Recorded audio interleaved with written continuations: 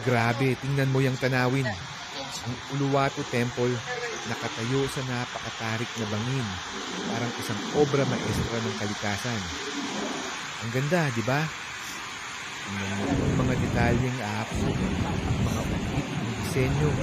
Hindi lang to basta templo. Parang bumalik ka sa nakaraan habang nakatayo sa gitna ng ganitong kagandahan. At syempre, hindi pwedeng palampasin ang sunset. Kapag nagkulay ginto at kahel ang langit dito, promise, ibang level ang feels. Para kang nasa isang kwento na ayaw mong matapos.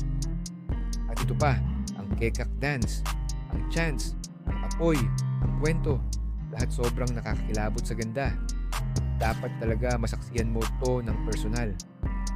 Ang Uluwatu Temple, may tanawin, kultura, tradisyon, at oo, pati na rin mga makukulit na unggoy.